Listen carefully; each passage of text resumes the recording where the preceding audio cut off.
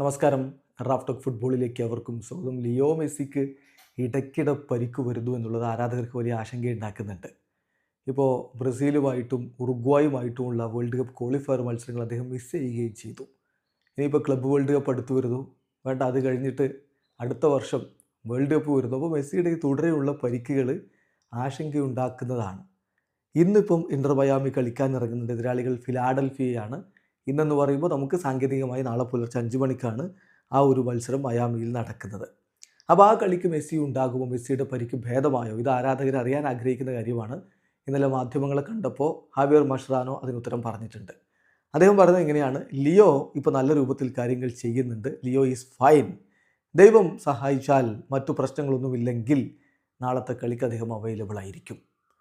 തീർച്ചയായിട്ടും അദ്ദേഹത്തിന് നന്നായിട്ട് അറിയാം അദ്ദേഹത്തിൻ്റെ ബോഡി എങ്ങനെ ഇരിക്കുന്നു എന്നുള്ളത്. റിയാലിറ്റി എന്താണെന്ന് വെച്ചാൽ പ്രോഗ്രസീവ്ലി, അത് മോർ ആൻഡ് മോർ പ്രോഗ്രസീവ്ലി ഇപ്പോൾ ട്രെയിനിങ് നടത്തുന്നുണ്ട്.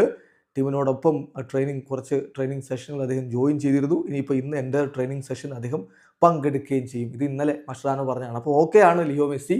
ലിയോ മെസ്സി മത്സരം കളിക്കും എന്ന് തന്നെയാണ് ഇപ്പോൾ കോച്ച് ഹാവിയർ മഷ്റാനോ പറയുന്നത്.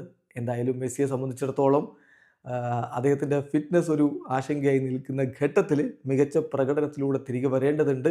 ഫിറ്റ്നസ് പ്രോബ്ലംസിനെ കുടഞ്ഞെറിഞ്ഞുകൊണ്ട് മെസ്സി പഴയ രൂപത്തിൽ തന്നെ കളിക്കളത്തിൽ ഉണ്ടാകുമെന്ന പ്രതീക്ഷയിലാണ് ആരാധകർ. വീഡിയോ അവസാനിക്കുന്നു. ഫുട്ബോൾ ലോകത്തെ കൂടുതൽ വിശേഷങ്ങളുമായി റാഫ് ടോക്സിൽ എത്താം.